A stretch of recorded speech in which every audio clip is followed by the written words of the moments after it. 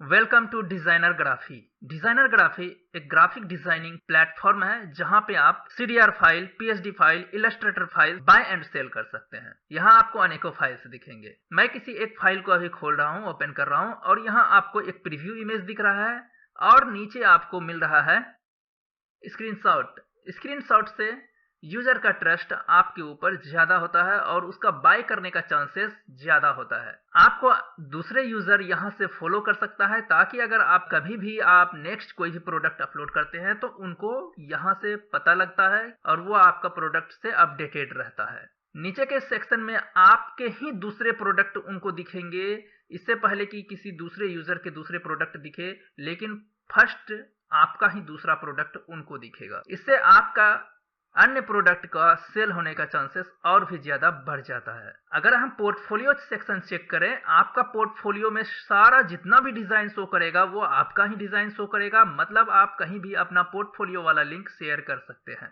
Designer graphy में cell करने के लिए आपका सेलर आईडी होना अनिवार्य है। जब आप फर्स्ट टाइम डिजाइनर ग्राफी में आएंगे तो आपको यहाँ पर साइन इन और साइन अप वाला बटन दिखेगा। साइन अप करना है क्योंकि आप फर्स्ट टाइम आए हैं। चाहे आप प्रोडक्ट को बाय करेंगे या सेल करेंगे, आपको आपका आईडी बना लेना चाहिए। बिना आईडी का आपका प्रोडक्ट मैनेज नहीं होगा। फर्स्ट नेम, लास्ट नेम, लेकिन आप यूजर नेम के जगह में आप कुछ इस तरीके से यूजर नेम लिखेंगे। विशाल कुमार एक साथ लिख सकते हैं, विशाल अंडरस्कोर कुमार ये भी लिख सकते हैं। आपका अपना नाम दीजिएगा, मैं डेमो के लिए मैं अपना नाम यूज कर रहा हूं। विशाल 1 2 3 यूज कर सकता हूं। अगर हो सकता है कि विशाल नाम का पहले से कोई यूजर है तो मैं उसे दूसरे नाम दे करके मैं रजिस्ट्रेशन कर सकता हूं, लेकिन विशाल स्पेस कुमार नहीं दे सकते, ये अलाउड नहीं है, ये नहीं लेगा। आप जैसे ही ये देंगे तो आपको एरर आएगा। इसीलिए यूजर नेम में आप कुछ इस तरह का फॉर्मेट को चुनेंगे। ईमेल आईडी देंगे, पासवर्ड आप अपने हिसाब से रख लीजिएगा जो आपको सही लगेगा। आप सेम पासवर्ड को रिपीट कीजिएगा, आई एग्री पर क्लिक कीजिएगा, I am not a robot पर क्लिक करिएगा और साइन अप कीजिएगा। फिर भी अगर किसी तरह का दिक्कत आएगा तो आप हमारे व्हाट्सएप नंबर पर संपर्क कीजिएगा या फिर आप यहां से हेल्प ले सकते हैं। अगर आपका आईडी पहले से बना हुआ है तो आप करेंगे साइन इन। आप अपना यूजर नेम या फिर ईमेल आईडी दोनों में से कुछ भी यूज कर सकते हैं और आपने जो भी पासवर्ड रखा है उस पासवर्ड का इस्तेमाल करके आप यहाँ पर साइन इन करेंगे। I am not a robot पर क्लिक करके यहाँ साइन इन करेंगे। मैंने साइन इन कर लिया है और ये मेरा डैशबोर्ड है। अगर साइन इन होने के बाद अगर आपको होम पेज में रहते हो, कुछ इस तरीके से दिखता है आपका होम पेज, तो आप यहां से अपना डैशबोर्ड में आ जाइए। मोबाइल फोन से हो सकता है आपको दिक्कत आए तो आप अपने पीसी से करें इस काम को। डैशबोर्ड में आपका टोटल व्यूज भी दिखेंगे। अगर रेफर किया है आपने किसी यूजर को और उसने कुछ भी परचेस किया है और उसके परचेस से आपको कुछ कमीशन मिला है तो यहाँ आपको दिखेगा। अगर आपने जो भी सेल किया है और उससे जो भी अर्निंग हुआ है वो यहाँ दिखेगा और टोटल आपने अब तक में जितना भी सेल किया है वो आपको यहाँ दिखेगा। रेफर वाला अर्निंग, चाहे आपका प्रोडक्ट खरीद रहा है या दूसरे किसी का भी प्रोडक्ट खरीद रहा है, अगर वो यूजर आपके द्वारा रेफर किया हुआ है, आपके रेफरल से उसने रजिस्ट्रेशन किया है, तो आपको यहाँ पर इनकम होगा, चाहे वो किसी का भी प्रोडक्ट खरीद रहा है। यहाँ टोटल आपको स्टेटिस्टिक्स दिखेगा और भी ज्यादा से ज्यादा इंफॉर्मेशन भी आपको दिखेगा और आपके प्रोडक्ट में यूजर कहाँ से आ रहे हैं ये भी आपको यहां दिखेगा। और इस वॉलेट वाला बटन में क्लिक करके आप माई बैलेंस वाले सेक्शन में जा सकते हैं। आप यहां से डिपॉजिट कर सकते हैं और यहां से विड्रॉ भी कर सकते हैं। अगर आप ग्राफिक डिजाइनर नहीं भी हैं फिर भी आपने अपने यूट्यूब या टेलीग्राम चैनल या व्हाट्सएप चैनल के जरिए लोगों को इस वेबसाइट में ज्वाइन करवाया है और उससे आपको अर्निंग हो रहा है तो वो पैसे आप विड्रॉ करेंगे। आपके प्रोडक्ट में कब कैसे आपको अर्निंग हुआ है या फिर आपको कब कोई फी लगा है वो सब यहाँ दिखेगा। कभी कभी एडमिन बोनस ऑफर करता है तो भी आपको यहाँ मिलेगा। रेफर करने के लिए हमारे पास रेफरल्स है। यहाँ हमारे पास रेफर वाला लिंक है जिसको हम कॉपी पेस्ट करके हम हर जगह शेयर कर सकते हैं, यूज कर सकते हैं और लोगों को ज्वाइन करवा सकते हैं। 10% ऑफ देयर परचेज आपको मिलता रहेगा। अब इस वीडियो का सबसे इंपॉर्टेंट टॉपिक, हम अपना आइटम्स को कैसे सेल करेंगे। उसके लिए हम माय आइटम सेक्शन में जाएंगे और यहां पर प्लस वाला बटन में क्लिक करेंगे, न्यू आइटम वाला बटन में क्लिक करेंगे।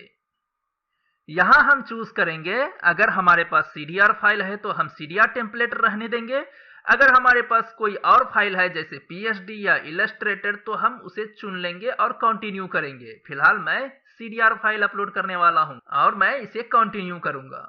अब हमारे पास अपलोड के लिए फॉर्म खुल चुका है। इससे पहले मैं आपको अपना प्रोडक्ट दिखाना चाहूंगा। यहाँ मैंने एक डिजाइनर ग्राफी नाम का एक फोल्डर बना रखा है, इसके अंदर मैं प्रोडक्ट रखता हूँ जो भी मैं यहाँ अपलोड करता हूँ। फिलहाल मेरे पास एक प्रोडक्ट है और इसको मैं ओपन कर रहा हूँ। इसके अंदर यहाँ पर मैंने X7 का फाइल दिया है और X3 का फाइल दिया है और 12 का भी सेफ्टी के लिए हमने दे दिया है। ये फाइल बैकअप से क्रिएट हुआ है, बैकअप फाइल का कोई जरूरत नहीं है, मैं इसे डिलीट कर देता हूँ। मेरा मेन फाइल और एक लोअर वर्जन फाइल दोनों आ चुका है। यहाँ पर कमी है फॉन्ट का, मैं फॉन्ट निकाल लेता हूँ इस फाइल का। फॉन्ट निकालने के लिए पहले उस फाइल को हम ओपन करेंगे अपना कोरल ड्रॉ में। इस फाइल में मेरे पास एक शादी कार्ड है और उसका कवर भी है। मैं सबसे पहले इस डॉक्यूमेंट में यूज हुए फॉन्ट को निकालता हूँ। फाइल में जाऊंगा, कलेक्ट फॉर आउटपुट में जाऊंगा, ऑटोमेटिकली गैदर ऑल फाइल्स में रखूंगा और नेक्स्ट करूंगा। यहाँ पर हमारा X7 का फाइल बनेगा, लेकिन ये फाइल नहीं देना है। चलिए मैं आपको बताता हूँ। सिर्फ हमें फॉन्ट का जरूरत पड़ेगा। इसमें से जो फॉन्ट मिसिंग है उसे मैं मैन्युअली निकालना पड़ेगा हमें। यहाँ भी टिक रहेगा और यहाँ भी टिक रहेगा और फिर नेक्स्ट करेंगे। यहाँ हम ब्राउज करके उसको लोकेशन देंगे कि कहाँ हमारा ये फोल्डर बनना चाहिए और फिर उसको नेक्स्ट करेंगे। अगर कोई भी फॉन्ट ऐसा है जो हमें नहीं मिला तो उसका रिपोर्ट आपको यहीं पर देखने को मिल जाएगा, जिसे आपको मैन्युअली कलेक्ट करना होगा उस फॉन्ट को। नेक्स्ट करते हैं। हमारे पास सारे फाइल्स आ गए। फिनिश करते हैं हम इसे। मेरा फाइल जहां था ठीक वहीं पर इस फाइल के नाम से एक फोल्डर बन के आ गया। इस फोल्डर में हमारे पास फॉन्ट के साथ साथ CDR फाइल भी बन के आ गया। ये CDR फाइल में एरर आ जाता है कभी कभी, क्योंकि ये कलेक्ट फॉर आउटपुट से बना है। मैंने अक्सर देखा है कुछ ना कुछ एरर आ जाता है कभी कभी, इसीलिए मैं इस फाइल को देता ही नहीं हूं। अब आप बोलोगे कि CDR फाइल फिर देंगे कैसे, क्योंकि ये फाइल जो हमारा है इसे हम बनाते हैं सेव एज से। सेव एज से बनाने के वक्त एक फाइल जो हमारा X7 का होता है, जो 17 वर्जन का होता है, वो मैं दे देता हूं, जो मैं यूज करता हूं। फिलहाल मैं 17 यूज करता हूं, हो सकता है आप दूसरे यूज कर रहे होगे तो उस वर्जन को ही दे देना है। अब इसके लिए आप X7 या फिर आप आपका जो भी वर्जन है वो आप लिख सकते हो। मैंने X7 लिख करके सेव कर दिया। अब लोअर वर्जन के लिए आप सेव एज करेंगे। मेरा 12 वर्जन पहले से बना हुआ है, लेकिन मैं आपको दिखाने के लिए बना रहा हूं। मैं 13 का बना रहा हूं, X3 कर रहा हूं। यहाँ पर X3 लिख दिया, X7 को डिलीट करके। लेकिन ठीक उसी टाइम पे यहाँ पर मैं X3 वर्जन 13 को चूज कर लूंगा। एम्बेड कलर प्रोफाइल्स भी रखूंगा ऑन और सेव एज करूंगा। अगर यहाँ पर किसी तरह का रिपोर्ट या किसी तरह का कुछ डायलॉग बॉक्स अपीयर होगा तो उस पे कीप इट एडिटेबल रखना है, कीप अपीयरेंस नहीं रखना है, कीप इट एडिटेबल रखना है, तब ओके करना है। हालांकि हमें वो नहीं पूछा गया। अब हम देख सकते हैं कि हमारे पास X7 और X3 का फाइल अभी बन के आ गया। हम इस X7 पहले वाले और इस वाले फाइल को हम डिलीट कर देते हैं, क्योंकि ये अब same to same file double दे करके कोई फायदा नहीं है। हमारा फाइल का साइज भी अब कंट्रोल में है। अब यहाँ हमने सिर्फ फॉन्ट दिया है और फॉन्ट्स में से अगर कोई भी फॉन्ट मिसिंग रहेगा तो वो आपको दिख जाएगा। उस फॉन्ट को आप सर्च करके दे देंगे। यहाँ एक फॉन्ट मिसिंग है लेकिन हमें उसका नाम नहीं आ रहा है तो सर्च करना मुश्किल है, तो मैं इसे अभी इग्नोर कर रहा हूँ। लेकिन अगर आपको फॉन्ट का नाम दिखे और यहाँ नोट फाइल नोट फाउंड दिखे तो उस फॉन्ट को आप जरूर देंगे, अलग से यहाँ पर पेस्ट कर देंगे, कॉपी पेस्ट। इस फोल्डर का नाम हम रीनेम करेंगे। यहाँ हमने फॉन्ट्स रख दिया। यहाँ PDF और EPS फॉर्मेट का कोई जरूरत नहीं है, फिर भी मैं रहने देता हूँ क्योंकि ये मैंने बहुत पहले बनाकर रखा था। हमारा सेल करने लायक फाइल अब रेडी है। इसके अंदर किसी भी तरह का JPEG PDF नहीं देना है। अब हम इसे राइट क्लिक करेंगे। आपके कंप्यूटर में 7-zip इंस्टॉल कर लीजिएगा। 7-zip ज़्यादा अच्छा रहता है। WinRAR से भी कर सकते हैं, लेकिन मैं 7-zip से कर रहा हूँ। 7-zip में जाकर के यहाँ पर ऐड टू जिप फॉर्मेट करेंगे, या फिर आप ऐड टू आर्काइव में भी जा सकते हैं, लेकिन आपको यहाँ पर आर्काइव फॉर्मेट जिप जरूर कर देना है, .zip। या फिर आप राइट क्लिक कीजिए, 7-zip में जाइए और यहाँ पर ऐड टू आपका फाइल का नाम होगा, यहाँ पे .zip लगा हुआ होगा, इसी में जाना है, .zip वाले में, और ये एक जिप फाइल बना करके हमें दे देगा। WinRAR फाइल हम नहीं दे रहे हैं, हम जिप फाइल दे रहे हैं। WinRAR से भी अगर आप बनाएंगे तो .zip ही बनाइएगा। ये फोल्डर हमें नहीं देना है, हमें देना है ये फोल्डर जो हमने जिप किया है। अब बारी आती है इमेजेस की। सबसे पहले हम इमेजेस के बारे में समझ लेते हैं। अपने वेबसाइट में आते हैं कि आपको समझाने के लिए मैं इसे एक नया टैब में खोल रहा हूँ। यहाँ एक छोटा इमेज दिख रहा है। इस इमेज का साइज क्या है? इस छोटे वाले इमेज का साइज 120 पिक्सल बाय 120 पिक्सल है। सिर्फ नाम देख करके पता नहीं चलेगा कि फाइल कौन सा है, इसीलिए छोटा इमेज से हमें पता चल जाता है कि ये फाइल कौन सा है। इसीलिए 120 बाय 120 वाला पिक्सल वाला फाइल भी डालना होता है इसमें। अब अगर इस फाइल को हम व्यू करेंगे तो हमारे यूजर को एक बड़ा प्रीव्यू इमेज नजर आता है। इसका साइज है 1200 बाय 610 पिक्सल। एक भी पिक्सल ऊपर नीचा मत रखिएगा, अपलोड नहीं होगा। और नीचे जो हमारे पास स्क्रीनशॉट है, इसका कोई भी साइज नहीं होता है। इसको आप इंडिपेंडेंटली आप जो भी साइज में अपलोड करना चाहते हो आप अपने अकॉर्डिंग अपलोड कर सकते हो। एक से अधिक स्क्रीनशॉट इजीली आप दे सकते हो। अभी आपको पता चला कौन सा साइज का इमेज कहाँ दिखता है। अब चलिए इमेजेस को रेडी कर लेते हैं। मेरे पास पहले से बनाए हुए टेम्पलेट है जो कि CDR में है। मैं आपको इस टेम्पलेट को आपको दे दूंगा, नीचे डिस्क्रिप्शन में डाउनलोड कर लीजिएगा। इस टेम्पलेट में मैंने दोनों साइज के फाइल बनाकर रखे हैं। मैं इसको कॉपी करके बस यहीं रख रहा हूं और यहां मैं इसे, जिसको मैंने कॉपी किया है, कन्वर्ट टू बिटमैप कर रहा हूं 300 रिजोल्यूशन के साथ। मैं इसे RGB कर दूंगा। RGB करूंगा, इसका साइज कम रहेगा। अब हमारे पास एक बिटमैप इमेज बन के आ गया वो। अब मैं इसे ही Ctrl+X से हटा देता हूं यहां से और मैं अपने फाइल में ले आता हूं। अब इस बिटमैप के बराबर में मुझे एक रेक्टेंगल ले लेना चाहिए, तो मैं शिफ्ट के साथ डबल क्लिक करता हूं तो इसके बराबर में एक रेक्टेंगल आ गया है। इस रेक्टेंगल को मैं चारों ओर से थोड़ा सा बड़ा कर देता हूं।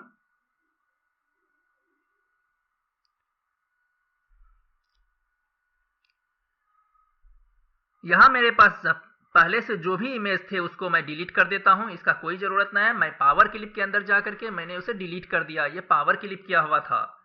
मैं अब इस नए प्रोजेक्ट को, जो नया प्रोडक्ट है, मैं इसे यहां लगाने वाला हूं। अब मैं यहां से इसका आउटलाइन को हटा देता हूं और ये बैकग्राउंड में मैंने व्हाइट इसीलिए रखा है क्योंकि वो ट्रांसपेरेंट था जो मैंने लाया था। ये आकर के पावर क्लिप हो गया है। पावर क्लिप को एडिट करते हुए मैं अंदर की ओर जाता हूं और मैं यहाँ पे इसे लगा देता हूं। मैं चाहूंगा तो इसमें शैडो लगा सकता हूं। शैडो लगाने के लिए आपको उसी साइज का आप अलग अलग तरीके से कर सकते हो, लेकिन मैं एक काम करता हूं, Ctrl+C से Ctrl+V से उस साइज का मैं एक रेक्टेंगल को क्रिएट कर लेता हूं और इसका कलर मैं ब्लैक रखता हूं। इसे मैं बिटमैप करूंगा।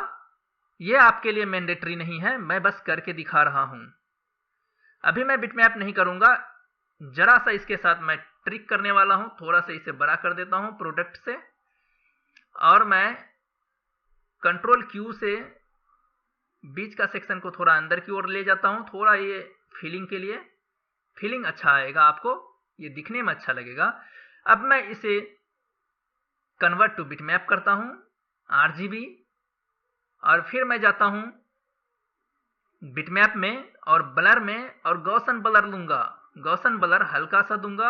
ये जरूरी नहीं है आप भी ये काम करो, बस मैं अच्छे दिखने के लिए ये कर रहा हूं। अब मैं यहाँ पर ट्रांसपेरेंसी दूंगा। इसमें ये ब्लैक को मैंने ट्रांसपेरेंसी दिया। अब मैं इसे सेंड टू बैक कर देता हूं। शिफ्ट के साथ पेज डाउन कर दूंगा। ये सबसे पीछे चला जाएगा और ये अब अच्छा दिखेगा। आप इसका भी बैकग्राउंड का कलर चेंज कर सकते हो, चाहे आप जो भी रखो आप रख सकते हो, कोई भी कलर इसमें रख सकते हो। मैंने इस कलर में रखा है। अब मुझे ये वाला फाइल को कंप्लीट करना होगा। मैं इसे एडिट में जाता हूँ और इसका अंदर का कंटेंट को कॉपी कर लेता हूँ। तो हम यहाँ पे अपना एक छोटा सा इमेज क्रिएट करेंगे, इसे छोटा कर देंगे और यहाँ से इसे डिलीट कर देंगे और हम अपना यहाँ पे अपना जो हमने बनाया है उसे यहाँ पे लगा देंगे। जूम करके हम इसे अच्छा से फिनिश कर लेते हैं। ये हमारा हो गया। अगर आपको स्क्रीनशॉट देना है तो इसी टेम्पलेट में स्क्रीनशॉट 1, स्क्रीनशॉट 2, स्क्रीनशॉट 3 भी है। मैंने अलग अलग बना के रखा है। अब स्क्रीनशॉट भी ले ही आते हैं। हमने इस साइड अपना ऑब्जेक्ट मैनेजर शो किया है और यहाँ पे हमने अपना प्रोडक्ट को पूरे स्क्रीन में जूम कर दिया है। अब मैं इसका फंक्शन के साथ स्क्रीनशॉट ले लेता हूं। आपके डेस्कटॉप में या लैपटॉप में अलग तरीके से होगा। आप स्क्रीनशॉट इसका लेंगे। आप चाहे स्क्रीनशॉट किसी भी तरीके से बना सकते हैं। इसके लिए जरूरी नहीं है कि आप हमारा मेथड को फॉलो करें। अब हम स्क्रीनशॉट को स्क्रीनशॉट 1 में यहाँ पे आकर के पेस्ट कर देते हैं और मैं इसे यूं ही इसी साइज में रहने देता हूं। साइज ठीक है, क्योंकि इसे वो जूम करके देखेगा तो उसे अच्छा दिखेगा। इसे मैं इसी साइज में रहने देता हूं। अब हमारी स्क्रीनशॉट 2 ले लेते हैं। स्क्रीनशॉट 2 में हम अपना कवर का स्क्रीनशॉट ले लेते हैं। इसे भी हम अपना फुल स्क्रीन में ले आते हैं और फिर हम इसका भी स्क्रीनशॉट कर लेते हैं। हमारे पास 2 स्क्रीनशॉट आ गया अपना प्रोडक्ट के अकॉर्डिंग। अब बारी आती है इसकी एक्सपोर्ट करने की। पहले मैं इसे सेलेक्ट कर लूंगा। सेलेक्ट करने के बाद मैं जाऊंगा फाइल में और जाऊंगा एक्सपोर्ट वाले ऑप्शन में। एक्सपोर्ट में जाने के बाद यहाँ पे मैं लोकेशन दे दूंगा कि मुझे एक्सपोर्ट कहाँ करना है। आप प्रोडक्ट के अकॉर्डिंग कहीं पर भी एक्सपोर्ट कर लीजिए, लेकिन आपको पता होना चाहिए कि आपका ये फाइल है कहाँ। ये फाइल यूजर नहीं बाय करेगा, ये हमें अपलोड करने के लिए अपना वेबसाइट के लिए जरूरी है। तो हमने पहले से एक फाइल अपलोड कर रखा है। चलो मैं इसे शादी कार्ड प्रीव्यू लिख दिया मैंने और फिर मैं इसे एक्सपोर्ट करता हूं। एक्सपोर्ट करने के वक्त हमने 1200 बाय 610 लेना है, लेकिन यहाँ चेंज हो गया है। यहाँ पे बहुत ज्यादा ध्यान रखने वाली बातें हैं। अगर आपने यहाँ मिस्टेक किया तो आप परेशान हो जाओगे, फिर भी आप सही ढंग से अपलोड नहीं कर पाओगे। इसीलिए यहाँ क्वालिटी 80% मैंने रखा और यहाँ पे विड्थ 1200 बाय 1201 हो गया है। ये जरूरी है कि 1200 ही रखना है हमें। ये बहुत ज्यादा मैंडेटरी है कि यहाँ पर 1200 बाय 610 होना चाहिए। यहाँ पर 611 है, तो हम इसे एक डाउन करेंगे। एक डाउन करने के साथ ये भी 610 हो गया और ये भी 1200 हो गया। अब ये सही है।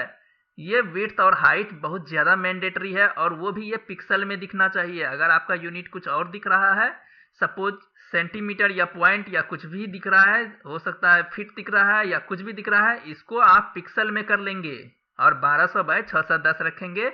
और यहाँ पर साइज भी आप देख सकते हैं, बहुत कम साइज बना। हमारा वेबसाइट जल्दी लोड होगा इससे। हमने इसे एक्सपोर्ट कर लिया। अब बारी आती है छोटी वाली इमेज की। इसे भी हमने सेलेक्ट किया और हम इसे एक्सपोर्ट करेंगे। इस बार हम इसका नाम रखेंगे थंबनेल। आप कहोगे कि थंबनेल तो बड़ी होती है, लेकिन यहाँ थोड़ा सा ट्रिकी है। हम इसे ही थंबनेल बोलेंगे। इसका साइज 120 होता है, 120 बाय 120। मैंने 120 लिख दिया यहाँ पे ताकि आपको भी याद रहे। और यहाँ भी एक प्रॉब्लम आ गया है, इसका क्वालिटी में मत जाइए, इसे वैसे भी हमें छोटा रखना है। यहाँ प्रॉब्लम आ गया है, ये 121 हो गया है, इसे भी हमें 120 करना है। अब हमारा ये 120 हो गया। अगर 121 रहता तो ये अपलोड नहीं होता, एरर आता उस वक्त। अब हमारी स्क्रीनशॉट की बारी है। स्क्रीनशॉट को लेंगे इस तरीके से और फिर हम इसे एक्सपोर्ट करेंगे। एक्सपोर्ट करने के बाद स्क्रीनशॉट नाम दे देते हैं इसको स्क्रीनशॉट 1 और हम इसे यहीं पर एक्सपोर्ट कर देते हैं। और यहाँ हमें नहीं सोचना है ज़्यादा कि इसका साइज क्या है, इसका क्वालिटी क्या है, कुछ भी हमें नहीं सोचना है, क्योंकि ये स्क्रीनशॉट है। स्क्रीनशॉट में हमें नहीं सोचना है। हम इसे ओके करके एक्सपोर्ट कर देते हैं। दूसरी स्क्रीनशॉट में आते हैं और फिर आप एक्सपोर्ट में जाओ और फिर यहाँ पर सेलेक्टेड ओनली में रखना है क्लिक, नहीं तो आपको पूरा डॉक्यूमेंट एक्सपोर्ट होने लगेगा। अभी तक मैंने आपको नहीं बताया, जितना भी आप स्टेप करेंगे सब में आपको ध्यान रखना है कि यहाँ सेलेक्टेड ओनली में टिक रहना चाहिए, वरना आपको प्रॉब्लम आ सकता है। स्क्रीनशॉट इसका नाम रखेंगे 2 और फिर हम इसे भी एक्सपोर्ट कर लेंगे। हमारे पास जेपीईजी फॉर्मेट में सब कुछ आ गया, क्योंकि हम जब एक्सपोर्ट कर रहे थे यहाँ पर तो मैंने आपको बताया नहीं, यहाँ पर सिर्फ एस टाइप में हमें जेपीईजी रखना था। सॉरी, मैं भूल गया था बताना। यहाँ जेपीईजी और यहाँ सेलेक्टेड ओनली पर टिक। हमने यहाँ पे इतने सारे इमेजेस बना दिए। इसका मैं साइज बड़ा कर देता हूँ ताकि आपको दिखे। ये है हमारा सीडीआर फाइल। ये सीडीआर फाइल आप प्राप्त करने के लिए डिस्क्रिप्शन से डाउनलोड कर लीजिए। इस वीडियो का डिस्क्रिप्शन में मैं इस सीडीआर फाइल का लिंक दे दूंगा। अब मैं आपको दिखाता हूँ। पहले से एक इमेज बना हुआ था, वो ये वाला था। इसका साइज देखिए, राइट क्लिक करके इसका प्रॉपर्टीज में जाइए और फिर यहाँ से डिटेल में जाइए और यहाँ देखिए 1201 बाय 611 बन गया है। इसीलिए ये अपलोड होगा ही नहीं, ये फालतू हो गया, ये अपलोड नहीं होगा। इसे अगर अपलोड करने का कोशिश भी करेंगे तो वेबसाइट में साइड में इस साइड कॉर्नर में ऊपर की ओर लाल रंग का नोटिफिकेशन आएगा, कुछ ना कुछ एरर दिखेगा। इसीलिए हमने अपने रूल के अकॉर्डिंग इतने सारे इमेजेस बना लिए। क्या आपको ये कॉम्प्लिकेटेड लग रहा है? नहीं नहीं, ये बहुत ही इजी है। एक बार करने में दिक्कत आएगा, बार बार करने में कोई दिक्कत नहीं आएगा। अब मैं अपना वेबसाइट में आ जाता हूँ और यहाँ पे मैं ऐड न्यू आइटम वाला बटन पे क्लिक करूंगा और फिर यहाँ पे मैं सीडीआर टेम्पलेट रहने दूंगा और मैं यहाँ से कंटिन्यू करूंगा।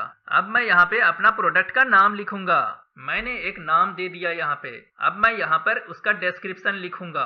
मैं इसी को एक बार कॉपी करके यहाँ दे देता हूँ। डिस्क्रिप्शन आप कहीं से भी कॉपी मत कीजिएगा, खुद से लिखिएगा, अपने अकॉर्डिंग लिखिएगा, प्रोडक्ट के अकॉर्डिंग लिखिएगा। डिस्क्रिप्शन जितना अच्छा लिखोगे उतना ज्यादा सेल होने का चांसेस रहेगा। आप अपना खुद का प्रोडक्ट से भी कॉपी मत कीजिएगा। सपोज आपका ये प्रोडक्ट किसी दूसरे वेबसाइट में लाइव है, आप ऐसा मत कीजिएगा कि वहां से उसका डिस्क्रिप्शन कॉपी करके यहाँ पेस्ट कर दिया। ये गलत होगा, ये आपका लॉस होगा, क्योंकि आपने खुद का प्रोडक्ट को कॉपी किया है तो गूगल आपका प्रोडक्ट को डुप्लीकेट कंटेंट समझेगा। अब हम यहाँ पर अपने अकॉर्डिंग इसका कुछ ना कुछ डिस्क्रिप्शन लिख लेते हैं। मैं चाहूँ तो इसमें और भी लिख सकता हूँ, लेकिन अभी हमारे पास समय कम है, इसलिए मैं अभी ज़्यादा नहीं लिख रहा हूँ। मैंने यहाँ 2 हेडिंग दे दिया है और मैंने CDR X3 and above supported दे दिया है और इसके बारे में भी लिख दिया है। मैंने यहाँ ये भी लिख दिया है कि अगर इस फाइल में कोई भी दिक्कत आता है तो इस फाइल में कमेंट करे। फाइल का कमेंट मैं चेक करके उसे सॉल्व कर दूंगा। इससे मुझे भी पता चलेगा कि इस फाइल में कुछ कमी है, तो मुझे पता चल जाएगा। अब सब कैटेगरी में यहाँ पे हम लोग कैटेगरी चेंज करके यहाँ पे हम लोग ले लेंगे शादी कार्ड वाला कैटेगरी। यह है हिंदू शादी कार्ड। हमें कैटेगरी मिल गया। अगर कैटेगरी नहीं मिलेगा तो क्या करेंगे, हम लोग अदर ग्राफिक वाले में कैटेगरी में चूज करेंगे, ताकि एडमिन देख करके कंटेंट के अकॉर्डिंग अपना कैटेगरी क्रिएट कर लेगा। यहाँ पे हमने हिंदू शादी कार्ड वाला कैटेगरी दिया है। अब सपोर्टेड वर्जन क्या हो सकता है? सपोर्टेड वर्जन तो बहुत सारा हो सकता है। ये X3 में भी सपोर्ट करेगा, तो X3 का फाइल X3 से लेकर 2020 तक खुलेगा। तो हमने X3 का फाइल दिया ही है और हमने X7 का भी फाइल दिया है और मैंने 12 का भी फाइल दिया है। तो टोटल इतने सारे मैंने फाइल दे दिए हैं। तो कंपेटिबिलिटी अगर देखा जाए तो 12 से लेकर के 2024 तक मिल गया। कलर स्पेस आप CMYK दे सकते हैं, RGB दे सकते हैं। वर्जन इन्फो कुछ भी नहीं है। अगर आपको कुछ देना है तो आप इनिशियल लिख सकते हैं, जरूरी नहीं है लिखना। डेमो लिंक नहीं है। टैग अपने अकॉर्डिंग आप यहाँ पे कई सारे लगा सकते हैं। मैं एक टैग यहीं से उठा लेता हूँ। अब मैं यहाँ पे टैग लगाता हूँ और कोमा लगाकर टैग सेपरेट करता हूँ। अब मैं कई सारा टैग बना लेता हूँ। सो गाइस, मैंने इतना टैग अभी क्रिएट किया है। आप टोटल 10 टैग बना सकते हो, मेरा बस 5 ही हुआ। अब हम यहाँ पर फाइल अपलोड करेंगे। तो हमने आपको पहले ही इतना सारा टाइम लिया था फाइल क्रिएट करने में, तो अब उसका बारी आ गया है। यहाँ पे आप ड्रॉप एंड ड्रैग भी कर सकते हो या फिर क्लिक करके भी अपलोड कर सकते हो। यहाँ पर क्लिक करोगे तो फाइल अपलोड वाले सेक्शन में आप पहुंच जाओगे, लेकिन मैं ड्रॉप एंड ड्रैग कर लेता हूँ। मेरे पास यहाँ पर इतने सारे, जो ये सारे हैं, ये सारे हैं, ये सारे हैं, ये सब अपलोड होगा। ये वाला मैं अपलोड नहीं करूंगा क्योंकि मुझे पता है कि इसका साइज मैंने गड़बड़ कर दिया है, 1201 कर दिया है, जबकि मेरे पास 1200 बाय 610 होना चाहिए था। ये वाला मैं नहीं लूंगा, मैं ये वाला लूंगा। ये वाला मेरा थंबनेल है और मैं दोनों स्क्रीनशॉट भी ले रहा हूं। अब मैं इसे अपलोड कर रहा हूं।